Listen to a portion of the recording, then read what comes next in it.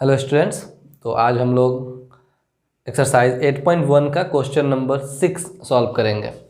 जैसे हमारा क्वेश्चन जो है वो ये स्टेट कर रहा है कि if angle A and angle B are acute angles such that cos A is equal to cos B, then show that angle A is equal to angle B. यानी कि अगर एंगल ए और angle B acute angles हैं और ऐसे acute angle हैं कि cos A जो होता है वो कॉस बी के बराबर हो जाता है, तो हमें ये शो करना है कि एंगल ए जो है वो एंगल बी के बराबर है।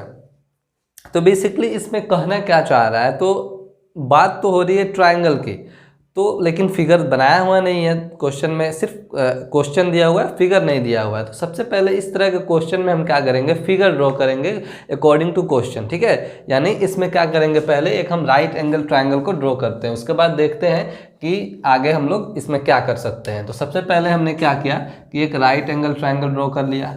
ठीक है, और क्वेश्चन के अकॉर्डिंग बोल रहा है कि angle A and angle B are acute angles, यानी एंगल ए और एंगल बी ये दोनों एक्यूट एंगल्स हैं। ठीक है, यानी एंगल ए और एंगल बी ये दोनों क्या है, एक्यूट एंगल्स हैं। तो इसको क्या मान लेते हैं, जो राइट एंगल वाला बनेगा वो दैट इज सी। ठीक है, तो हमने क्वेश्चन के अकॉर्डिंग क्या किया कि ए बी और सी को मान लिया। ठीक है, तो इसमें करना क्या है कि ये दिया हुआ है such that cos A is equal to cos B. तो सबसे पहले हम क्या करते हैं, कॉस ए को देखते हैं। ठीक है, सबसे पहले हम क्या करते हैं, कॉस ए को देखते हैं कि कॉस ए में हम क्या कर सकते हैं। जैसे कॉस ए, तो कॉस का जो ट्राइगोनोमेट्रिक रेशियोज हमने पढ़ा था वो क्या पढ़ा था, बी अपॉन एच, यानी बेस इंटू हाइपोटेन्यूज। ठीक है, तो कॉस का हमने पढ़ा था, तो बहुत ध्यान से देखेंगे कॉस ए यानी एंगल ए की बात हो रही है, तो एंगल ए के लिए बेस कौन सा है। अब आपको यहां तक तो पता चल गया होगा कि किस एंगल के लिए कौन सा बेस होगा और कौन सा परपेंडिकुलर होगा, क्योंकि पिछले जितने भी क्वेश्चन हमने किया हुआ है उसमें ये बार बार इस बात को रिपीटेशन हो रहा है, इस बात को रिपीट किया जा रहा है कि एंगल ए के लिए बेस कौन है और एंगल बी के लिए बेस कौन है या फिर परपेंडिकुलर कौन है। ठीक है, तो एंगल ए के लिए बेस कौन सा है, एंगल ए के लिए बेस है आपको ये वाला ए सी। ठीक है, तो हम क्या कर रहे हैं, यहाँ पर लिख रहे हैं ए बी इक्वल टू जो हो जाएगा वो क्या हो जाएगा ए सी, और हाइपोटेनस किसी भी एंगल के लिए क्या होगा वो सेम रहेगा। ठीक है, यानी इसका हाइपोटेनस क्या बना, दैट इज ए बी। ठीक, हमने क्या किया, कॉस ए का वैल्यू यहाँ से फाइंड आउट कर लिया, इसको हम लेट से इक्वेशन फर्स्ट। ठीक है, अब देखते हैं कॉस बी। तो कॉस बी क्या होता है वो भी पता चलेगा अभी। तो कॉस ए हो या कॉस बी हो, जो ट्राइगोनोमेट्रिक रेशियोज है वो सेम रहेगा, यानी यहाँ पर बेस और हाइपोटेनस था तो यहाँ पर भी क्या होगा, बेस और हाइपोटेनस ही रहेगा। पर इस बार बात हम लोग एंगल बी के लिए करेंगे। क्या करेंगे, एंगल बी के लिए। तो एंगल बी के लिए हमारा बेस तो बदल जाएगा ना, क्योंकि बी किस पे लाई कर रहा है, वो बी सी पे लाई कर रहा है, तो बी हमारा क्या बनेगा, इस बी के लिए बेस क्या बनेगा, बी सी बनेगा। ठीक है, हमने बेस यहाँ पर राइट डाउन कर दिया, तो बी सी क्या होगा, बेस होगा, तो हमने बी को लिख दिया बी सी, और हाइपोटेनस क्या है वो ए बी है, तो हमने फिर से क्या किया, ए बी को लिख दिया। ठीक है, इसको इक्वेशन सेकंड मान लिया। तो अकॉर्डिंग टू क्वेश्चन, क्वेश्चन में क्या बोल रहा है, अकॉर्डिंग टू क्वेश्चन, क्वेश्चन में ये दिया हुआ है कि कॉस ए जो है वो किसके बराबर है, कॉस बी के बराबर है। ठीक है, और हमने यहाँ पर कॉस ए निकाल लिया है और कॉस बी भी निकाल लिया है, तो हम यहाँ लिख सकते हैं, वी कैन राइट कि A C by A B is equal to cos B क्या है, B C upon A B. हमने क्या किया, कॉस ए का वैल्यू लिख दिया और कॉस बी का वैल्यू भी लिख दिया है। यहाँ से क्या पता चलेगा, ये दोनों तरफ डिनोमिनेटर अगर सेम रहते हैं, इक्वल के इधर और इक्वल के उधर दोनों साइड, तो क्या होते हैं, डिनोमिनेटर कैंसिल हो जाते हैं। ठीक है, यानी बचा क्या, ए सी इजकल टू बी सी। ठीक है, अब देखिए यहाँ से क्या पता चलेगा, हमने ट्राइंगल जब पढ़ा था, ट्राइंगल में तो एक चीज़ पढ़ी थी, अगर दो साइड आपस में बराबर होते हैं तो उनके अपोजिट एंगल जो होते हैं वो क्या होते हैं, वो भी बराबर हो जाते हैं। ठीक है, जैसे मान लीजिए कि एक आइसोसेलेस ट्राइंगल लेते हैं। ठीक है, ये वैसे किसी भी ट्राइंगल के लिए ये अप्लाई होता है, लेकिन मान लिया हमने क्या किया, एक आइसोसेलेस ट्राइंगल ले लिया। तो आइसोसेलेस ट्राइंगल में क्या होता है, let's say that is A B C, दो साइड बराबर होते हैं, तो जब दो साइड बराबर होते हैं तो ए बी के उल्टा जो एंगल बनेगा that is what, angle C, और ए सी का उल्टा जो बनेगा वो कौन सा बनेगा, दैट इज एंगल बी। तो अगर ए बी और ए सी साइड जो है वो बराबर है तो ये हम आसानी से बोल सकते हैं कि एंगल बी जो होगा वो एंगल सी के भी बराबर होगा। ठीक है, तो देखिए, तो यहाँ तो आइसोसेलेस ट्रायंगल नहीं है, लेकिन यहाँ भी ये रूल अप्लाई होगा। बहुत ध्यान से देखेंगे, ए सी हमारा क्या है, ए सी, तो इस साइड के अपोजिट एंगल कौन सा है, अपोजिट एंगल कौन सा है, एंगल बी। उसके बाद जो बराबर है वो बी सी के बराबर है, तो बी सी ये रहा, ये वाला साइड, इसके अपोजिट एंगल कौन सा है, ये बनेगा, यानी एंगल ए। तो हम ए सी के जगह पे क्या लिख सकते हैं, ए सी के जगह पर लिख सकते हैं एंगल बी। ठीक है, और बी सी के जगह पर क्या लिख सकते हैं, बहुत ध्यान से, बी सी के जगह पर लिख सकते हैं एंगल ए। तो हमको यही प्रूफ करना था कि एंगल ए जो है एंगल बी के बराबर है। ठीक है, चलिए, ये क्यों लिखा, इसके पीछे रीजन भी लिखना होगा। तो हम पढ़े थे ट्रायंगल में कि angles opposite of equal sides are equal. ठीक है, यानी angle opposite of equal sides are equal, बराबर जो साइड होते हैं उनके अपोजिट जो एंगल होते हैं वो भी क्या होते हैं, वो भी बराबर होते हैं। ठीक है, तो बात समझ में आई। सबसे पहले हमने क्वेश्चन के अकॉर्डिंग फिगर बनाया, उसके बाद क्या किया, कॉस ए का वैल्यू यहीं से लिखा, और फिर कॉस बी के लिए भी यहीं से काम किया, और अकॉर्डिंग टू क्वेश्चन, चूंकि कॉस ए जो था कॉस बी के बराबर था, तो हमने क्या किया, कॉस ए और कॉस बी को बराबर कर दिया, और कॉस ए को लिखा इक्वेशन फर्स्ट से, और कॉस बी को लिखा कहाँ से, इक्वेशन सेकेंड से। ठीक है, और ए बी अभी कैंसिल आउट कर दिया, यहाँ बना ए सी इक्वल टू बी सी, और चूंकि अपोजिट एंगल जो इक्वल साइड्स को होते हैं तो अपोजिट जो एंगल होते हैं वो भी क्या होते हैं, बराबर होते हैं। तो ये इसलिए हमने क्या कर दिया, प्रूफ कर दिया कि एंगल बी जो है एंगल ए के बराबर है। ठीक है, चलिए अब बढ़ते हैं क्वेश्चन नंबर 7 के ओर। अब हम देखेंगे क्वेश्चन नंबर 7 को।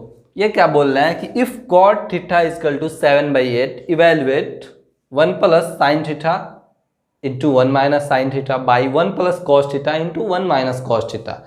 और जो सेकंड पार्ट है क्वेश्चन का वो बोल रहा है cot स्क्वायर थीटा, यानी इनके वैल्यूज हमको पता करना है। तो सबसे पहले देखेंगे कि हम इसमें क्या कर सकते हैं। तो cot थीटा का वैल्यू दिया हुआ है 7/8, हमने इस तरह का क्वेश्चन पहले भी किया हुआ है। ठीक है, लेकिन उसमें सिर्फ वैल्यू को निकाल कर छोड़ दिया था। इसमें क्या करना है, इसमें थोड़ा लंबा वैल्यू है, वैल्यू को पुट करना है, उसके बाद इसको फाइंड आउट करना है। जैसे क्वेश्चन जो है वो बोल रहा है कि cot थीटा इक्वल टू 7/8, तो इसका सॉल्यूशन करते हैं। ये क्या बोला, cot थीटा इक्वल टू 7/8। तो सबसे पहला जो काम होता था हमारा क्या है, वो है कि एक राइट एंगल ट्रायंगल ड्रॉ करेंगे। देखते हैं, राइट एंगल ट्रायंगल ड्रॉ करते हैं यहाँ। चलिए, मान लिया हमने एक राइट एंगल ड्रॉ कर लिया, दैट इज ए, ये रहा आपका बी, और ये रहा सी। ठीक है, सी को हमने क्या किया, थीटा मान लिया। ठीक है, चलिए थीटा मान लिया। cot थीटा क्या होता है, आपको याद होना चाहिए, बी अपॉन पी। क्या होता है, बेस अपॉन परपेंडिकुलर। ठीक है, चलिए, तो हमारा बेस कितना है, बेस इस क्वेश्चन में, पार्टिकुलर क्वेश्चन में BC, बेस क्या है, BC। ठीक है, और परपेंडिकुलर क्या है, दैट इज AB।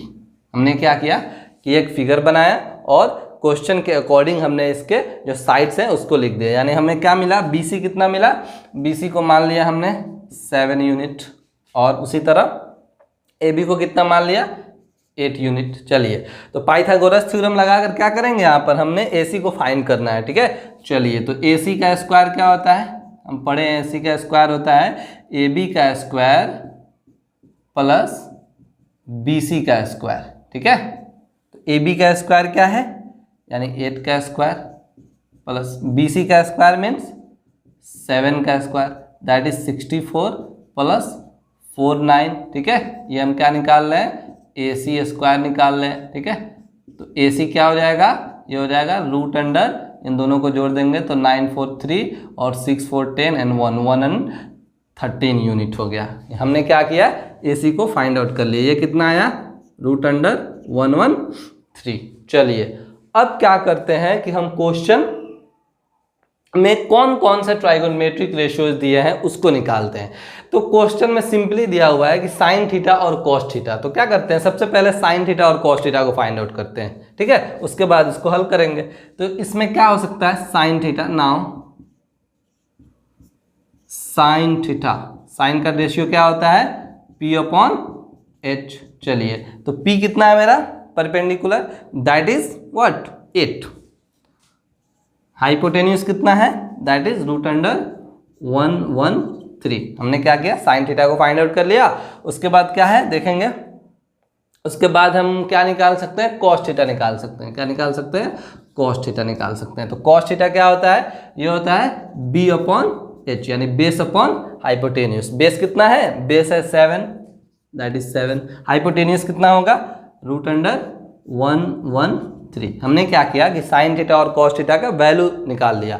अब देखिए अब ये कितना आसान बन जाता है। हमारा क्वेश्चन पहला नंबर क्या था, ये ना था 1 + sine theta 1 - sign theta by 1 + cos theta into 1 - cos theta, ठीक है। अब बहुत ध्यान से देखेंगे, 1 + साइन थीटा 1 - साइन थीटा। हमने एक क्या किया था, एक फॉर्मूला पढ़ा था, आपको याद होगा।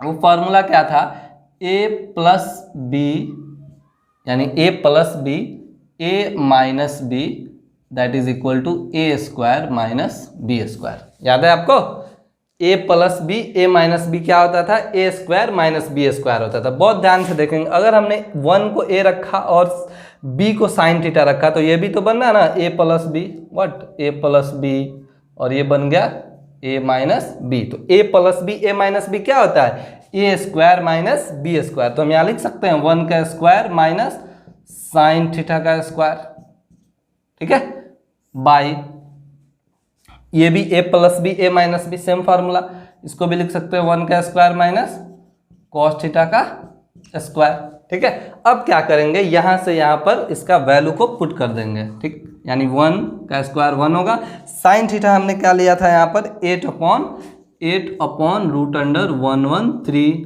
बाई, ठीक है।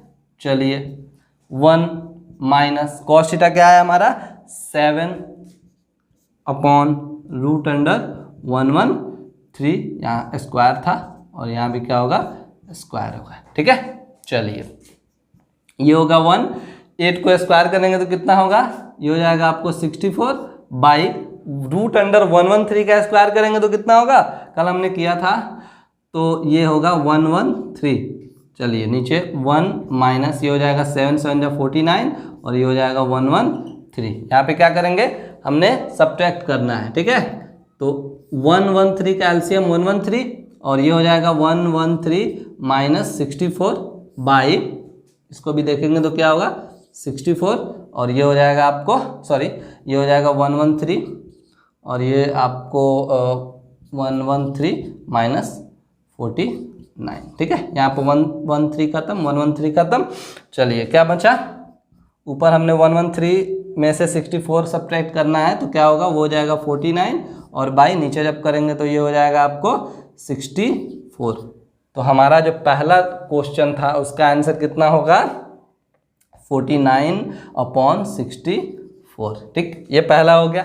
दूसरा भी है, दूसरा क्या बोल रहा है, दूसरा बोल रहा है कॉट स्क्वायर थीटा का वैल्यू निकालने के लिए। तो कॉट हम इसलिए अलग नहीं निकाले कि क्वेश्चन में ही दिया था कि कॉट थीटा का वैल्यू 7/8 है, तो हमको बस क्या करना है 7/8 लिखना है और इसका क्या कर देना है, स्क्वायर कर देना है। तो ये कितना हो जाएगा, 7 7 जा 49 और 8 8 जा 64। तो इसका भी आंसर कितना होगा, 49/64, ठीक है। बात समझ में आई। सबसे पहले हमने क्या किया, क्वेश्चन के अकॉर्डिंग हमने पाइथागोरस थ्योरम का यूज़ करते हुए इसका हाइपोटेनस फाइंड किया। उसके बाद जो क्वेश्चन में साइन थीटा और कॉस थीटा जो मेन रेशियो था उसको फाइंड आउट कर लिया। उसके बाद इन वैल्यूज़ को हमने क्या किया, क्वेश्चन के अकॉर्डिंग उसको पुट कर दिया और हमको क्या मिल गया, दोनों का इसका आंसर मिल गया आसानी के साथ, ठीक है। अब बढ़ते हैं हम लोग इस एक्सरसाइज के क्वेश्चन नंबर 8 की तरफ। अब हम लोग आते हैं क्वेश्चन नंबर 8 पे। क्या बोल रहा है कि if 3 cot a equal to 4 check whether 1 minus tan square a by 1 plus tan square a is equal to cos square a minus sine square a और नॉट। यानी कि 3 cot a इजकल टू 4 दिया हुआ है, तो हमें check करना है कि क्या 1 minus tan square a upon 1 plus tan square a जो है वो cos square a minus sine square a के बराबर है या नहीं है। ठीक है, तो इसके लिए हमें क्या करना पड़ेगा, क्वेश्चन को देख के आप कुछ तो आइडिया लगेगा। आपको क्या करना है कि पहले क्वेश्चन को देखना है और खुद से ट्राई करना है। ठीक है, खुद से अगर बन जा रहा है तो बहुत अच्छा, उसके बाद फिर वीडियो को रिज्यूम करके वापस देखना है और उसको मैच करना है। फिलहाल हम आते हैं क्वेश्चन पे। तो क्वेश्चन में हमने पिछला जो क्वेश्चन किया था उसी के अकॉर्डिंग इसको भी करेंगे। जैसे इसमें क्या करेंगे, हम tan का, cos का और sin का रेशियोज निकालेंगे। उसके बाद इसमें एक बार पुट करेंगे और एक बार इसमें पुट करेंगे। अगर दोनों का वैल्यू जो है वो बराबर आता है तो क्या होगा, हम लिख देंगे कि ये जो है इसके बराबर है। अगर नहीं आएगा तो क्या करेंगे, ये इसके बराबर नहीं है, इसको नोट कर देंगे। ठीक है, तो शुरुआत करते हैं। हमारे पास क्या है, 3 cot a इजकल टू 4। हमारे पास क्या है, 3 cot a is equal to 4। तो सिर्फ cot a कितना होगा, दैट इज 4/3। कल भी हमने किया था 4/3। ठीक, चलिए तो एक सबसे पहला जो काम होगा क्या होगा, हमने बनाना है एक राइट एंगल ट्राइंगल और cot का ट्राइगोनोमेट्रिक रेशियो जो होता है वो क्या होता है, फॉर्मूला cot का क्या होता है, b/p यानी बेस अपॉन परपेंडिकुलर। तो अगर हम यहाँ पर नाम राइट डाउन करते हैं, दैट इज a b, ये 90 डिग्री और ये रहा आपका c। तो बेस हमारा कितना बनेगा, यहाँ से बेस बनेगा 4। ठीक है, हम लिख देते हैं यहाँ पर बेस क्या है, बेस है AB। क्यों, हम एंगल A के बारे में बात कर रहे हैं, एंगल A के रिस्पेक्ट में बात कर रहे हैं। और परपेंडिकुलर कितना होगा, परपेंडिकुलर हो जाएगा आपका BC। ठीक है, तो हमें क्या मिला कि AB का वैल्यू मिल गया आपको 4 और BC का भी वैल्यू मिल गया कितना, 3। तो हम पाइथागोरस थ्योरम का इस्तेमाल करेंगे और AC का स्क्वायर फाइंड करेंगे, यानी AC फाइंड करेंगे। AC स्क्वायर इक्वल टू क्या हो जाएगा आपका, BC square plus AB square. ठीक है, चलिए तो BC का वैल्यू पता है हमको 3 का स्क्वायर और AB का वैल्यू पता है कितना, 4 का स्क्वायर, दैट इज 3 3 जा 9, 4 4 जा 16। तो सिर्फ AC कितना हो जाएगा, √25। तो हमने क्या किया, AC निकाल लिया, कितना आया, 5 यूनिट आया। That means AC equal to 5। ठीक है, तो इतना काम तो हमने कर लिया। अब आते हैं आगे। अब एक बार क्या करेंगे कि 1 minus tan square a upon 1 plus tan square a find करेंगे। ठीक है, तो हम क्या करते हैं, 1 minus tan square a by 1 plus tan square a, देखते हैं इसका क्या होता है।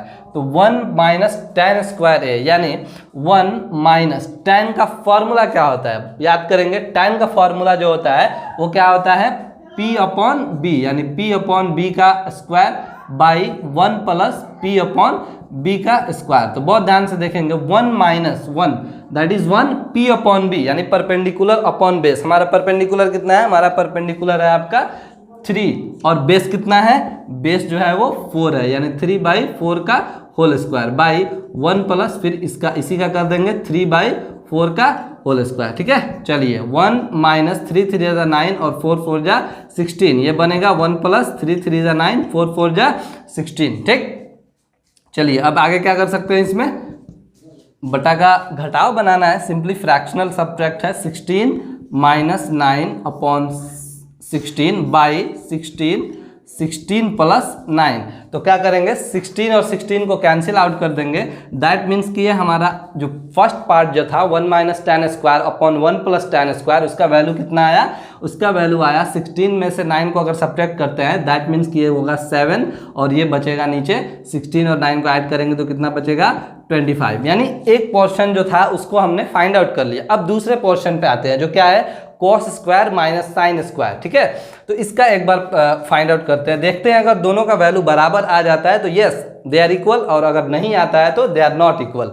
तो देखते हैं, हमारे पास cos स्क्वायर a है, क्या करते हैं, cos square a, that means cos square a minus sine square a। तो ठीक है, इसका भी रेशियोज फाइंड करेंगे। cos का क्या होता है, b/p एच यानी बी अपॉन एच का स्क्वायर माइनस साइन का क्या होता है, साइन का होता है पी अपॉन एच, इसका भी स्क्वायर। चलिए तो बेस कितना है मेरा, बेस 4 है और हाइपोटेन्यूस कितना है 5 है। दैट मीन्स कि 4/5 का होल स्क्वायर माइनस परपेंडिकुलर कितना है, सिर्फ किस एंगल के रिस्पेक्ट में बात कर रहे हैं, सभी को जो भी ट्राइगोनोमेट्रिक रेशियोज है सभी में एंगल ए के बारे में बात हो रही है, तो हम एंगल ए के रिस्पेक्ट में बात कर रहे हैं। ठीक है, तो एंगल ए के रिस्पेक्ट में यहाँ परपेंडिकुलर 3 बनेगा और हाइपोटेन्यूस भी सेम रहेगा, दैट इज 5। ठीक है, चलिए तो क्या करते हैं, इसको सॉल्व करते हैं। तो ये हो जाएगा 16/25 माइनस 9/25। ये जब इसको सब्ट्रैक्ट करेंगे तो कितना होगा 7/25। देखिए बराबर आया, या आया 7/25 और 7/25। तो हम बोल सकते हैं yes 1 minus tan square a upon 1 plus tan square a is equal to what, cos square a minus sin square a। ठीक है, ये क्या है, दोनों बराबर है। अगर बराबर नहीं होता, इक्वल नहीं होता तो क्या करते, यहाँ पर हम लोग डजंट इक्वल का साइन लगा देते। ठीक है, तो ये आपको समझ में आया। अब बढ़ते हैं हम लोग इस एक्सरसाइज के क्वेश्चन नंबर 9 के ऊपर। तो अब हम बात करते हैं क्वेश्चन नंबर 9 के बारे में। वो क्या बोल रहा है कि in triangle ABC right angle at B, यानी एक ट्राइंगल ABC है जो जिसका राइट एंगल किस पे है, B पे है।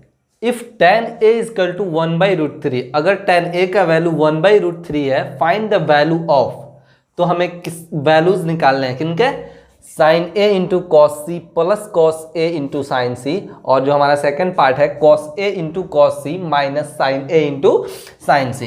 ठीक है, तो क्वेश्चन में सबसे पहले क्या दिया हुआ है, tan A का वैल्यू दिया हुआ है। देखते हैं इसमें क्या कर सकते हैं हम।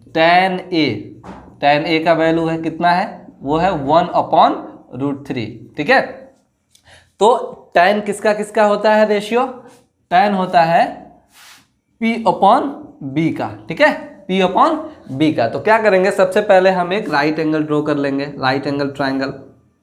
चलिए हमने कर लिया और इसका नाम रख लेते हैं, that is A, that is B and that is C।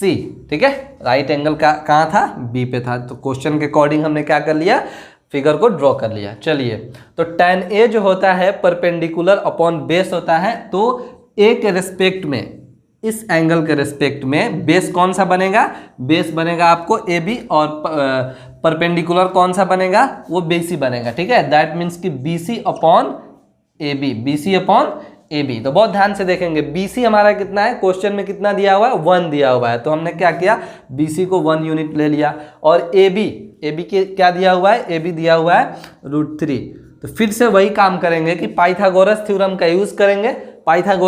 Use करेंगे, और AC फाइंड करेंगे। ठीक है, तो AC स्क्वायर क्या पढ़ा हमने, AC स्क्वायर जो होता है वो क्या होता है, AB square plus what, BC square.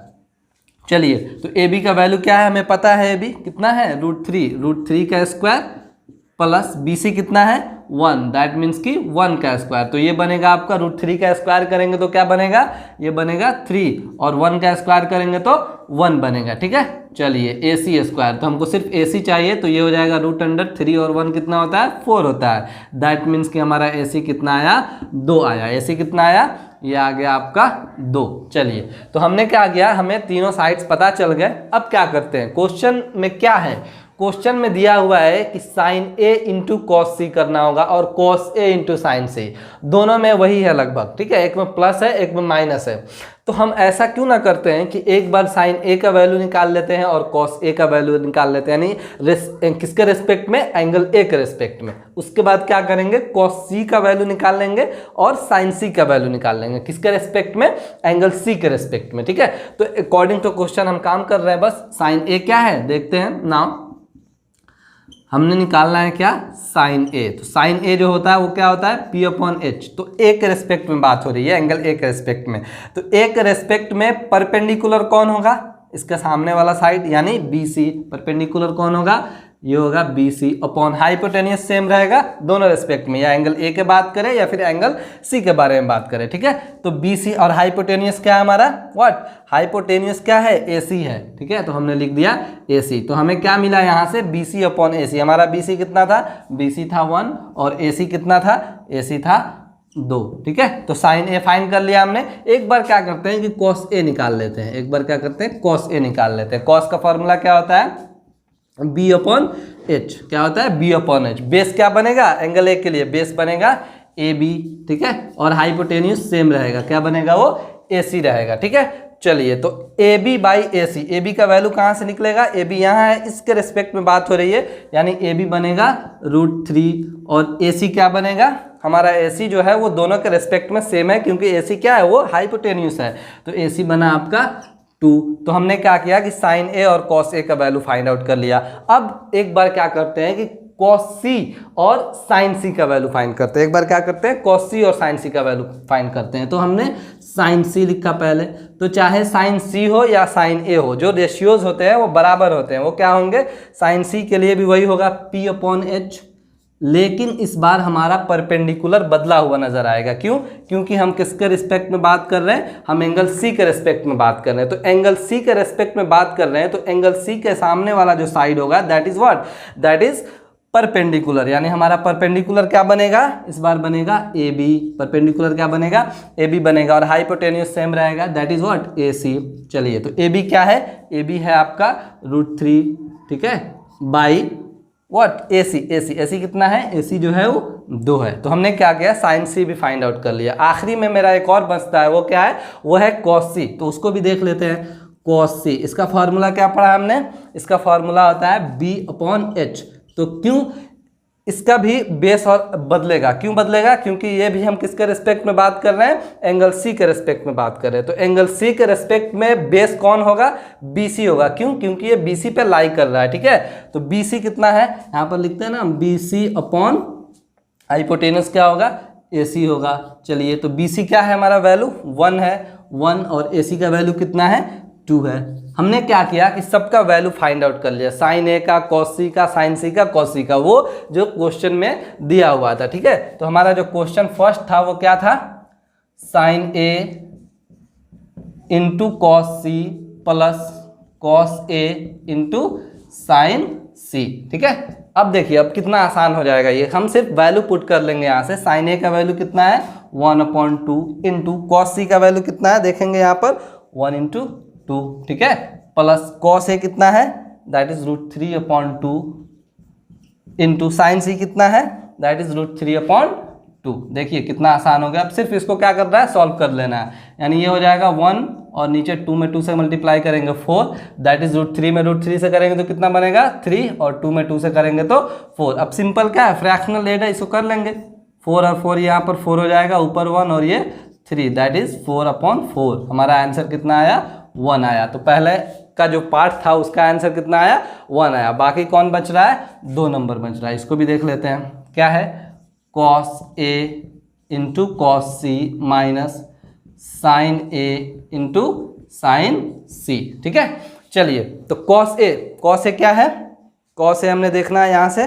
Cos A का वैल्यू √3/2 है, कॉस ए √3/2 इंटू कॉस सी देखेंगे, कॉस सी क्या है, 1/2 है, ठीक है, माइनस साइन ए कितना है, साइन ए है 1/2 इंटू साइन सी कितना है, √3/2। हमने क्या किया, सिर्फ यहाँ से वैल्यूज को उठाकर वहाँ पे पुट कर दिया। चलिए आगे बढ़ते हैं इसमें। तो ये बन जाएगा आपको, √3 में 1 से करेंगे तो दैट इज √3, और 2 में 2 से करेंगे दैट इज 4, माइनस फिर √3 में 1 से करेंगे तो कितना बनेगा, √3, और 2 में 2 से करेंगे तो 4। ये प्लस √3/4 और माइनस √3/, ये खत्म हो गया, बचा कितना, 0। यानी दोनों को सॉल्व करने पे पहले वाले का आंसर 1 आएगा और दूसरे वाले का 0 आएगा। आई होप इसको समझ में आ गया होगा। इसको खुद से बनाने की कोशिश करेंगे और उसके बाद इस वीडियो पे आएंगे। तो अब हम क्वेश्चन नंबर 10 को देखेंगे। 10, in triangle PQR right angled at Q। यानी एक ट्राइंगल है PQR जहां पे राइट एंगल कहां पे है, Q पे है। तो PR + QR का वैल्यू दिया हुआ है 25 सेंटीमीटर और PQ जो है वो 5 सेंटीमीटर है, ठीक है। तो इनके हेल्प से हमको क्या करना है, साइन P, cos P और tan P का वैल्यूज फाइंड करना है, ठीक है। तो देखते हैं हम क्या कर सकते हैं। सबसे पहले तो क्या करना पड़ेगा कि एक राइट एंगल ट्राइंगल ड्रॉ करना पड़ेगा, ठीक है। तो मान लिया यहाँ पर हमने एक राइट एंगल ट्राइंगल ड्रॉ कर दिया, ठीक है। क्या किया, एक राइट एंगल ट्रायंगल ड्रॉ कर दिया। हमने नाम रख लिया इसका what, P Q R. Q पे क्या है, राइट एंगल ट्रायंगल है। तो क्वेश्चन में क्या दिया हुआ है कि P R plus Q are, क्या दिया हुआ है, P R plus Q are का वैल्यू दिया हुआ है 25 सेंटीमीटर, ठीक है, और पी क्यू का वैल्यू दिया हुआ है कितना, 5 सेंटीमीटर, ठीक। यानी हमको क्या पता है, पी क्यू पता है 5 सेंटीमीटर, और ये दोनों का सम दिया हुआ है, यानी पी आर और क्यू आर का सम दिया हुआ है। तो मेन इस क्वेश्चन में यही है कि हमको पहले इन दो साइड्स को फाइंड आउट करना पड़ेगा, ठीक है। अगर हम इन दोनों को फाइंड आउट कर लेते हैं तो क्या होगा, फिर साइन पी, कॉस पी और टैन पी हम आसानी के साथ फाइंड कर सकते हैं, ठीक है। तो क्या कर सकते हैं इसमें, देखिए, अगर हम चाहें तो हम क्या करते हैं कि क्यू आर को एक्स मान लेते हैं, क्यू आर को क्या करते हैं, एक्स मान लेते हैं। Let Q R be X. हमने क्या माना कि क्यू आर जो है वो क्या है, एक्स है, ठीक है। तो अब ये P R plus Q R था, तो ये क्या हो गया, P R plus X equal to 25 centimetre, यानी एक्स का वैल्यू कितना हो गया, 25 माइनस पी आर, ठीक है। चलिए अब क्या कर सकते हैं हम लोग देखिए, अब क्या करते हैं, पी आर हम लोग जानते हैं कि पाइथागोरस थ्योरम में क्या है, Pythagoras theorem by Pythagoras theorem कि पी आर का स्क्वायर जो होगा वो पी क्यू के स्क्वायर प्लस क्यू आर के स्क्वायर के सम के बराबर होता है। ये तो हम लोग बहुत पहले से जानते हैं, पाइथागोरस थ्योरम है। तो पी आर क्या है, पी आर को पी आर ही रहने देंगे, पी आर का स्क्वायर माइनस पी क्यू, हमारा पी क्यू कितना है, पी क्यू है 5 का स्क्वायर, और क्यू आर हम क्या माने थे, क्यू आर क्या माने थे, एक्स माने थे, और एक्स क्या है 25 माइनस पी आर का होल स्क्वायर। आया समझ में। पी आर को हमने क्या किया, एज यूजुअल पी आर छोड़ दिया, पी क्यू का वैल्यू पुट कर दिया, और चूंकि हमने पी क्यू को क्या माना था, सॉरी क्यू आर को क्या माना था, एक्स माना था, तो क्यू आर के जगह पर हमने क्या लिख दिया, एक्स का वैल्यू क्या है 25 माइनस पी आर है, ठीक। चलिए तो पी आर का स्क्वायर करेंगे तो ये वही रहेगा, पी आर का स्क्वायर इक्वल टू ये हो जाएगा 25 प्लस, इसको ध्यान से देखेंगे तो ये बन रहा है ए माइनस बी का होल स्क्वायर। क्या बन रहा है ये, ए माइनस बी का होल स्क्वायर। फॉर्मूला क्या होता है, ए स्क्वायर प्लस बी स्क्वायर। हमारा ए क्या है, ए 25 है, और बी क्या है, पी आर है, तो A square plus B square minus 2 into A into B, ठीक है, हमने लिख दिया। चलिए अब आगे बढ़ते हैं इसमें, that is P R square equal to 25 plus 25 का स्क्वायर करेंगे तो कितना होगा, ये बनेगा आपका 625, ठीक है, और पी आर का स्क्वायर करेंगे तो पी आर स्क्वायर ही रहेगा, माइनस 25 में 2 से करना है तो कितना आएगा 50 पी आर, ठीक है। चलिए तो बहुत ध्यान से इसमें क्या करेंगे हम लोग कि पी आर स्क्वायर और पी आर स्क्वायर ये दोनों कैंसिल आउट होगा, माइनस 50 पी आर को इधर उठा कर लाते हैं तो क्या बन जाएगा ये 50 पी आर इक्वल टू 625 और 25 को जोड़ देंगे तो कितना बनेगा 650, ठीक है। तो पी आर का वैल्यू यहाँ से हमने आसानी से फाइंड आउट कर लिया। पी आर जो होगा कितना होगा आपको 13 5 जा 65, तो पी आर कितना आ गया, पी आर आ गया 13, ठीक है। हमने क्या किया, पी आर फाइंड कर लिया, कितना 13। चलिए अब क्यू आर क्या है, क्यू आर क्या था, क्यू आर जो था वो x था, ठीक है। तो x का वैल्यू क्या था, हमने लिखा था यहाँ पर ना, x equal to 25 minus P R, ठीक है। तो 25 माइनस पी आर कितना है, पी आर अभी निकाले ना 13, यानी ये हो गया आपको 12 सेंटीमीटर, ठीक है, 12 सेंटीमीटर, और पी आर कितना आ गया 13 सेंटीमीटर। तो क्यू आर और पी आर दोनों निकल गया, तो x बराबर कितना आ गया हमारा 12। चलिए तो तीनों साइड जब हम फाइंड आउट कर लेंगे तो ये बहुत आसान बन जाएगा। हमको क्या निकालना है, हमको निकालना है साइन p, उसके बाद कॉस p, उसके बाद टैन P। देखिए किस एंगल के रेस्पेक्ट में बात हो रही है, एंगल P के रेस्पेक्ट में बात हो रही है। तो साइन P, साइन का फॉर्मूला क्या होता है, P अपॉन H। P क्या बनेगा, परपेंडिकुलर QR, और हाइपोटेनस क्या बनेगा, PR।